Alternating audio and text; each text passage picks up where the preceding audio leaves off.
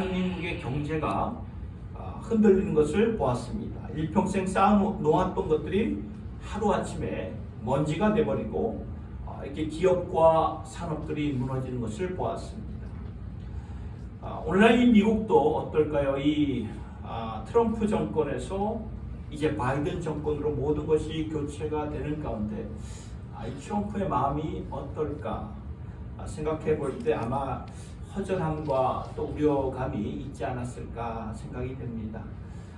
지난 4년 동안 나름대로 열심히 해서 자신의 모든 정책과 철학을 세웠는데 이제 정책과 철학이 다른 이에게로 다른 대통령으로 넘어가면서 자신이 세웠던 그 모든 정책과 철학이 하루아침에 바뀌어지죠. 이런 것을 보면서 그동안 나름대로 애쓰며 힘썼던 그 모든 열심이 무너질 수 있겠구나 생각을 해보게 됩니다. 우리나라도 그렇죠. 박근혜 대통령을 보았을 때에 얼마 전 신문을 보았는데 이제 병원에 들어갔다가 나올 때 이렇게 기자가 찍은 사진을 보니까 많이 이렇게 노쇠해졌더라고요.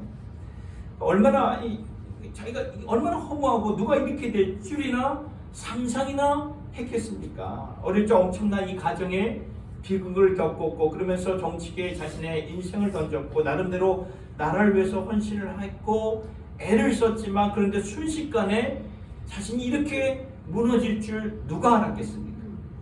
제가 이러한 예화를 들면서 말씀을 시작하는 이유가 있습니다. 우리가 좀 실제적으로 리얼하게 보자는 거예요. 저 말씀이에요. 여호와께서 집을 세우지 아니하면 세우는 자의 모든 노력이 헛되다. 여호와께서 성을 지키지 아니하시면 모든 파수꾼의 경성함이 깨어있음이 헛되다. 여러분 저 말씀은 너무나 리얼한 거 실제적인 거예요. 우리가 이제 이 한 해도 열심히 살 거죠. 살고 있고 살 것입니다. 그런데 살아가는 동안 하나님께서 우리가 행한 일을 견고하게 해주시지 않고 지켜주시지 아니하셨다면 이것이 언제 무너지고 언제 넘어질 줄 누가 알겠습니까? 이것은 오늘 우리가 당면한 오늘의 이슈라는 거죠. 그러한 의미에서 우리는 한 해를 열면서 지난 6주 동안 시편 90편의 말씀을 보았습니다. 하나님이 견고하게 해주시지 아니하면 우리는 진짜로 설 수가 없어요. 이 고백을 하고 시편 90편 누가 썼다고 했죠? 모세가 쓴 시편이에요. 이 고백을 하고 있는 모세는 그 누구보다도 하나님이 세워주지 아니하시면 다 무너진다. 그런데요 하나님이 세워지면 다 세워진다. 이것을 누구보다도 확실하게 분명하게 확고하게 체험했던 모세였던 거예요. 모세의 경우를 한번 생각해보세요. 처음 40년 동안은 그는 나름대로 목적과 선한 뜻을 가지고 모든 것을 준비했던 모세였어요. 그가 누구였습니까? 애국 바로 왕의 딸의 아들로서 모든 그가 왕자잖아요. 왕자로서 모든 권력과 지식과 인맥을 쌓으면서 어느 한순간이 되면 이제 하나님께서 어렸을 때부터 내 마음에 주신 이 히브리 백성들, 내 백성들을 이 출애굽하게 할 것이다. 해방의 길로 인도할 것이다. 그러한 마음을 품고 살다가 때가 되어서 백성들을 위해서 이제 그 액션을 취했는데 한순간에 어떻게 됩니까? 와장창 무너지지 않았습니까? 모든 일들이 물거품이 되고 말았어요. 그래서 모세는 그 일이 있은 후에 어디로 갑니까? 미디안 그 광야로 도망을 가면서 망명자가 되고 맙니다. 그러면서 그는 40년 동안 미디안 광야에서 아무것도 아닌 왕자의 삶도 아니자 도망쳤으니까 망명자니까 그냥 평범한 삶으로 살면서 모든 것 자기가 40년 동안 준비하고 앞으로 해나갈 모든 비전과 계획을 다 잊고 살았을 거예요. 사명감과 자신감을 잊었을 것이고 제대로 말도 이제 할 수 없는 그런 연약한 노인이 되었을 그때 하나님이 그를 찾아오셔서 부르시죠. 모세가 깜짝 놀라죠. 하나님, 저는 모든 것을 잊고 살아가고 있습니다. 그런데 나를 보내시려고 못 갑니다. 어떻게 제가 애굽왕 바로에게 갈 수가 있겠습니까? 그러니까 하나님이 모세에게 묻죠. 네 손에 들고 있는 것이 지금 무엇이냐? 예, 가축을 돌보면서 사용하는 막대기입니다. 그래? 그거면 됐다. 그것을 가지고 하라.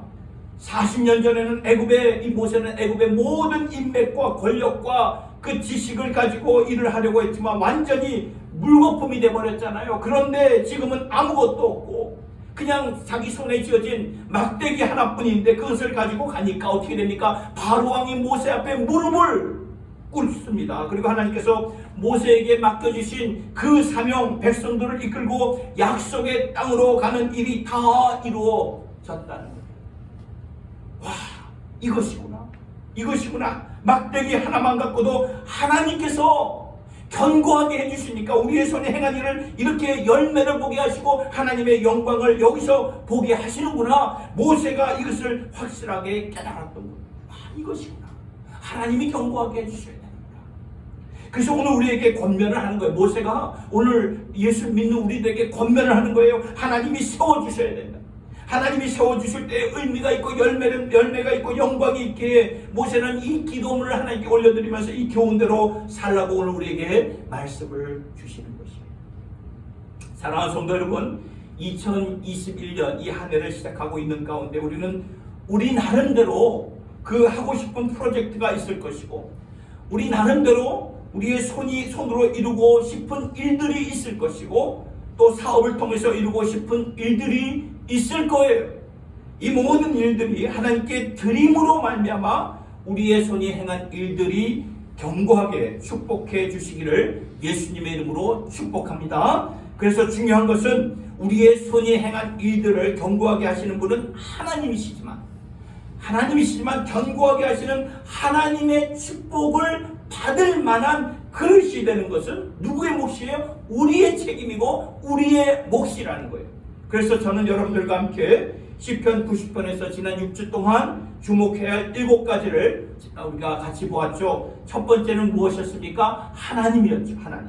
영원한 우리의 대대의 거처가 되신 하나님을 주목하며 그 하나님을 의지하며 그 하나님과 동행하는 삶, 이것이 우리의 삶의 중심이 되어야 된다고 말씀을 드렸고, 두 번째는 humble, 겸손한 거죠. 겸손. 하나님 앞에 우리는 티끌 같은 존재임을 깨닫고 지나가는 삶이라는 것을 바라보면서 겸손하게 살아야 된다는 것을 깨닫게 되었고, 세 번째는 경외예요. 경외. 우리 죄를 하나님 앞에서 애통하며 죄를 자백하며 죄를 가볍게 여기지 않고 죄와 싸우고 거룩한 삶을 사는 것이 경외하는 삶이구나, 이것을 우리가 보게 되었고, 네 번째는 지혜였습니다. 빨리 지나가는 인생이기 때문에 나를 계수하는 하면서 살 수 있는 지혜를 우리에게 주셨는데, 말씀을 보니까 하나님의 뜻이 무엇이고 주님께서 기뻐하시는 것이 무엇인가 생각하면서 사는 것이 나를 계수하면서 사는 그 지혜라는 것을 우리가 보게 되었어요. 다섯 번째는 인자하심, 주의 인자하심이죠. 아침마다 새로우니 그 인자하심으로 말미암아 우리가 다시 서며 주의 인자하심을 붙잡으면서 살아갈 때 우리가 이 세상에서 하나님의 축복을 받고 우리의 손이 행한 일을 견고하게 해주시는구나, 말씀을 통해서 보았습니다. 여섯 번째, 지난주의 말씀, 기쁨이죠. 하나님이 우리에게 주신 기쁨은 우리를 통해서 이루실 하나님의 구원의 역사, 회복의 역사라는 것을 주님과 함께 이루면서 거기서 얻는 기쁨으로 충만한 삶이 되어야 헛된 삶이 아니라 세워지는 삶이라는 것을 보게 되었고, 오늘은 끝으로 은총을 보고자 합니다. 하나님의 은총. 오늘 말씀, 본문의 말씀 17절을 보세요. 하나님이여 우리에게 우리 하나님이여 우리에게 은총을 우리에게 부어주사 우리의 손이 행한 일을 견고하게 하소서. 은총이 주목되고 있음을 보게 되지 않습니까? 그러면 은총이 무엇입니까? 영어로 본 God's favor, 특별히 이 favor라는 것이 내가 좋아하는 것, 그렇죠? 내가 친절을 베풀고 호의를 베풀면서 좋아하는 것을 가리켜서 favor라고 말을 하죠. 그래서 누가복음 1장 30절을 보니까 마리아가 잉태된 것을 알고 두려워하고 있을 때 가브리엘 천사가 찾아와서 뭐라 말합니까? 두려워하지 말라, 무서워하지 말라, 내가 내 하나님께 은혜를 얻었다. 은혜가 곧 은총인데요. 여러분, 이 하나님의 은혜는 은총과 같은 의미예요. 그러니까 하나님이 부어주시고 하나님이 거저주시는 은총이지만 중요한 것은 그 은총을 받아야 되는 것은 우리의 몫이라는 거예요. 그래서 하나님이 당신의 은총을 부어주실 때 이것을 그냥 흘려버리는 자들이 있는가 하면은 그 은총, 그 은혜를 부어주실 때에 그릇을 준비하여서 받는 사람이 있다는 거예요. 오늘 우리가 이것을 주목하자는 거예요. 그렇다면 하나님의 은총을 받고 사는 사람들의 모습은 어떠한 모습입니까? 그 은총을 받을 만한 그릇이 되기 위해서는 우리가 어떠한 삶을 살아야 되는 것인가? 두 가지를 오늘 말씀에서 보게 됩니다. 은총의 의미, 첫 번째는 예수님의 겸손과 온유를 닮아가야 되는 거예요. 예수님의 겸손과 온유를 닮아가야 돼요. 여러분, 하나님의 은총을 원어인 이 히브리어로 보게 되면은 노암이라는, 그렇죠? 노암이라는 그 단어인데, 이 단어의 원래 뜻은 아름다움이에요. 아름다움. 그래서 하나님의 오늘 말씀 보니까 하나님의 은총을 우리에게 내려주소서, 이 말은 하나님의 아름다움을 우리에게 내려주소라는 말과 같은 맥락이에요. 하나님의 아름다움. 그래서 영어 올해 제일 처음에 시작된 그 영어 버전, 킹 제임스 버전을 보면 God's favor라고 나오지 않고 God's beauty라고 나와 있어요. God's beauty. 그럼 하나님의 아름다움이 우리 안에 임한다는 것이 무슨 뜻인가 묵상을 해보니까 이것은 하나님의 모습이고 하나님의 형상이고 하나님의 성품이라는 거예요. 그러니까 하나님의 성품을 우리가 어디서 어떻게 확실히 알 수가 있을까? 이것은 예수님을 통해서 알 수가 있는데, 골로새서 1장 15절의 말씀을 보면은 이렇게 나와 있어요. 주 우리 하나님의 은총을 우리에게 임하게, 저 말씀이 아니죠? 골로새 1장 15절, 그는 보이지 아니하시는 하나님의 형상이요 모든 피조물보다 먼저 나십니다. 그러니까 예수는, 그리스도는 안 보이는 하나님의 형상이라 말씀합니다. 아버지께서 모든 충만으로 예수 안에 거하게 하셨다고 말씀을 하시죠. 안 보이는 하나님의 형상이 예수 안에서 보이고 아버지의 모든 충만이 예수 안에 있다는 것은 이제 아버지의 모든 성품을 우리가 예수님을 통해서 우리가 배울 수 있고 닮아갈 수 있는 성품이 된다는 거예요. 그렇다면 예수님의 성품이 무엇일까요? 예수님의 성품. 여러분, 마태복음 11장 29절의 말씀 우리 잘 알죠? 나는 마음이 온유하고 겸손하니 나의 멍에를 메고 내게 배우라. 그리하면 너의 마음이 쉼을 얻으리라. 이것이 예수님의 성품이라는 거죠. 나는 마음이 온유하고 겸손하니 그러니 나의 멍에를 메고 배우라. 성품을 배우라는 거예요. 멍에를 맨다는 것은 바로 옆에 있다는 거 아닙니까? 바로 옆에 있다는 게 아니에요.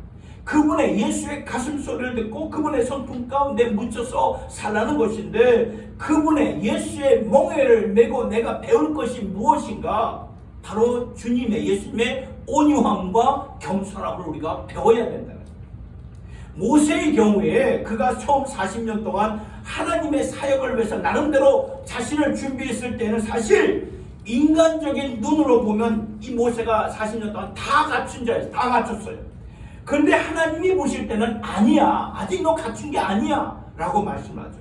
사용을 안 했어요. 갖추지 못해서. 아니, 못 사용하십니다. 사용하실 수가 없어요. 그래서 40년 동안 하나님은 그 모세를 40년 동안 미디안 광야로 보내셔서 모세를 준비시키는데, 40년 전에 없었던 모세의 모습이 40년 후에, before after예요. 40년 전에와 40년 후에 무엇이 있게 된 것인가 생각해보니까 성품이에요. 캐릭터죠. 캐릭터. 성품이 있게 된 거죠. 40년 전에는 모든 것을 모세가 다 가졌지만, 애굽의 왕자였을 때는, 그러나 하나님이 보시기에는 그 중심이 되는 그 성품이, 캐릭터가 없었기 때문에 하나님이 사용하지 않으셨다는 거예요. 그래서 나중에 40년 동안 훈련받고 그냥 단련하면서 빚어가는 가운데 그 성품이 모세에게 주어지잖아요. 온유함과 겸손함이 주어졌어요. 그래서 민수기 12장 3절의 말씀을 보세요. 같이 한번 읽어보겠습니다. 시작. 이 사람 모세는 온유함이 지면의 모든 사람보다 더하더라. 여러분, 40년 전에 모세는 패기와 자신의 열정으로 가득 찼고요, 자신 그 많은 사람의 인맥과 자원이 있었지만 온유가 없었어요. 겸손함이 없었어요. 그래서 하나님은 이 모세의 온유함을 기다리셨던 거예요. 민수기에서 저 말씀이 민수기 Numbers 저 말씀에서 쓰여졌을 때에는 모세가 사용을 받고 그의 손에 행한 일을 하나님께서 마음껏 축복해 주셔서 백성들을 지금 약속의 땅, 출애굽해에서 그 가나안 약속의 땅으로 인도하고 있는 그 과정이라는 거예요. 그래서 저 말씀이 쓰여진 거예요. 그러니까 여러분, 성품이 갖춰지니까 아무것도 없는 것 같은데 그의 손이 행한 일을 하나님께서 견고하게, 스트롱하게 해주셨다는 거예요. 오늘 우리도 하나님 앞에서 온유함과 겸손함을 가지고 나의 모든 것을 내려놓음으로 말미암아 하나님께서 사용하시고 우리의 손이 행한 일들을 견고하게 해주시는 축복이 있기를 예수님의 이름으로 축원합니다. 여러분, 예수님이 말씀하신 8복 중에 그 세 번째 복이 무엇이죠? 마태복음 5장 5절에 이렇게 나와 있어요. 온유한 자는 복이 있나니 그들이 땅을 기업으로 받을 것입니다. 하나님께서 그의 손에 행한 일을 부어주시고 축복하신다, 그 말씀인데요. 근데 여기서 보는 온유, 저 온유는 이 신약 성경은 헬라어로, 그리그로 이렇게 쓰여져 있기 때문에, 헬라어로 쓰여져 있기 때문에 저 온유를 보면 프라우스, 제가 한 몇 달 전에 이 말씀을 전했지만 다시 말씀을 드립니다. 프라우스라고 나와 있어요. 이 프라우스가 언제 사용되는 단어인가 보니까, 그죠? 온유 프라우스, 야생마, 이 말들 있죠? 이 야생마가 온전히 주인에게 길들여졌을 때를 가리켜서 프라우스라고 헬라인들은 온유함을 그렇게 보았던 거죠. 그러니까 연약한 것이, 나약한 것이 아니라 야생마가 자기의 그 힘을 다 갖고 있지만 내 주인에게 굴복된 나의 힘, 내 주인에게 길들여진 나의 은사, 이것이 온유이거든요. 이 말씀을 가지고 예수님이 온유한 자는 복이 있나니 하나님께서 저들로 하여금 땅을 기업으로 얻게 할 것이다. 그러니까 온유는 하나님께 굴복하면서 배워가는 게 온유예요. 내 기질이 이러니까, 내 고집, 내 습관이 이러니까, 내 고집이 이러니까 그냥 살겠습니다, 이러한 모습이 아니죠. 이러한 모습으로는 절대로 내가 온유함을 가질 수가 없어요. 온유함은 하나님께 굴복하는 거죠. 내 기질, 내 습관, 내 욕심, 내 고집대로 사는 것을 내려놓는 거예요. 이것이 온유라는 거예요. 잘 생각해 보니까 잠언 27장 17절의 말씀을 보니까 저렇게 나와 있어요. 철이 철을 날카롭게 하는 것 같이 사람이 그의 친구의 얼굴을 빛나게 하느니라. 그러니까 사람을 통해서 하나님 앞에서 빛나는 굴복된 모습으로 우리를 세우신다는 그 말씀이죠. 그래서 여러분, 믿음의 공동체, 여러분들 우리 다 믿음의 공동체예요. 그리고 가족, 사업체, 어딜 가든지 다 누구로 이루어졌습니까? 사람들로 이루어졌어요. 사람들을 통해서 자꾸 나 자신을 굴복해 나가는 것을 배워야 된다는 거죠. 나는 아니야. 나는 원래 이런 사람이니까 나는 아니야. 이게 아니고, 내게 이런 모습이 있었구나. 내게 이러한 그림자가 있었구나. 나에게 이러한 모난 모습이 있었구나. 그러니까 사람들을 통해서 배워가는 거죠. 가까운 사람들을 통해서, 아내와 남편을 통해서, 부모를 통해서, 지인들을 통해서, 또 자식들을 통해서, 믿음의 공동체에 우리의 성도들을 통해서 철을 날카롭게 하듯이 사람을 통해서 내가 하나님 앞에서 빛나는 자가 된다는 거예요.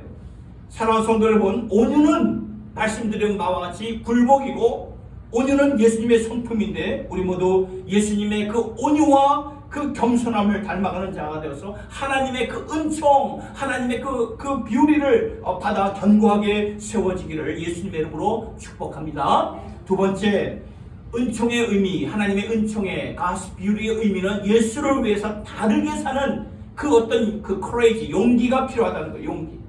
하나님의 은총이 어떠한 사람들에게 임하는 것일까? 예수를 위해서 다르게 사는 자들에게 임하는 것이라는 거예요. 창세기 6장 8절의 말씀을 보세요. Genesis, in the book of Genesis인데 창세기 6장 8절의 말씀을 보면, 그러나 노아는 여호와께 은혜를 입었더라. But Noah, 그렇죠? Found favor in the eyes of the Lord. 노아는 하나님의 은혜를 입어. 여러분, 왜 그러나, 시작이 왜 그러나라고 이렇게 시작이 되었을까요?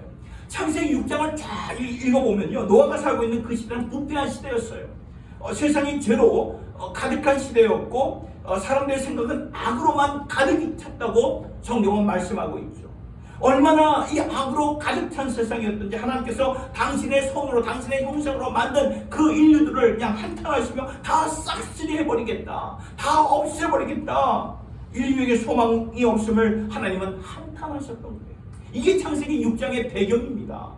그런데 창세기 6장 8절에서 주신 말씀은 시작이, 그러나 노아는 하나님의 은혜를 입었다.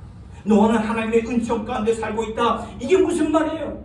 이게 무슨 말입니까? 노아는 그 세상 사람들과 다르게 살았다는 말 아닙니까? 세상과 똑같이 살지 않았다는 거예요. 그래서 창세기 6장을 계속 보면 노아는 하나님 앞에서 의로운 자였고 하나님과 동행하는 자였다고 말씀하고 있습니다. 사람들이 다 그렇게 사니까 할 수 없지. 세상이 다 그렇게 이 방향으로 가는데 내가 어떻게 다른 방향으로 갈 수가 있어? 이러한 마음을 노아는 갖지 않고요. 나는 하나님과 동행하겠습니다. 세상과 반대 방향으로 갈지라도 나는 그 길, 하나님이 기뻐하시는 길을 나는 선택하면서 가겠습니다. 담대하게 세상과 다르게 사는 용기를 가졌다는 거예요. 이러한 노아에게 하나님이 당신의 은총을 부어주셨다는 거죠.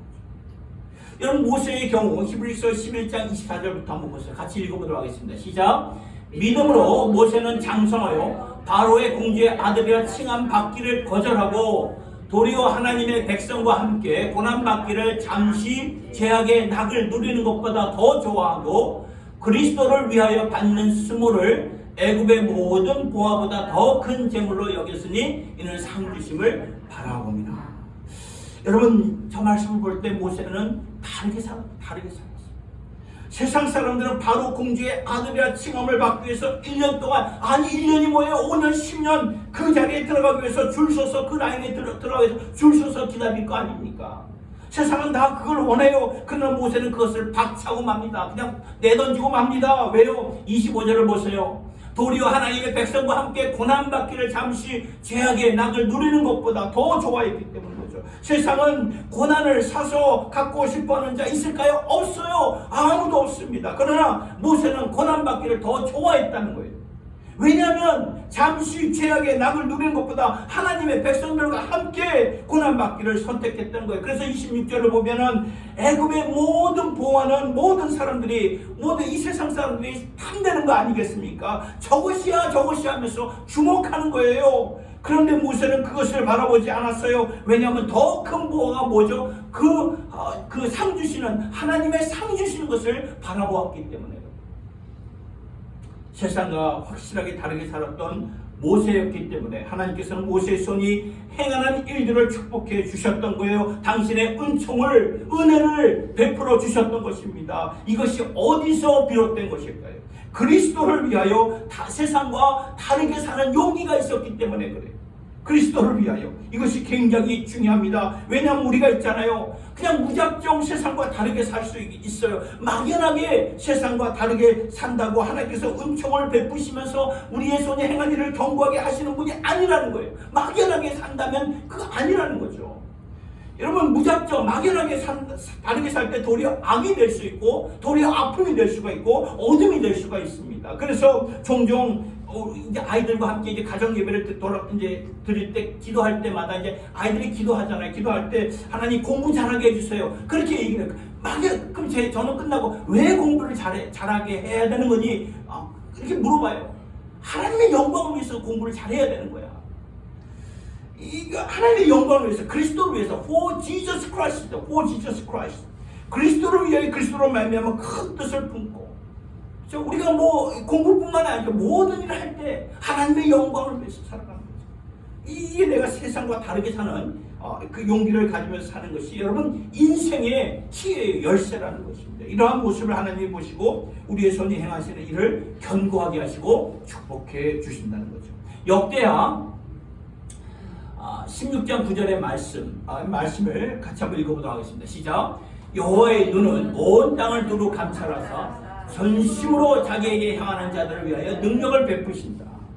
여러분, 저기 전심이라는 것은 미련 없이 확고하게 뜨겁게 타협 없음이라는 뜻이잖아요.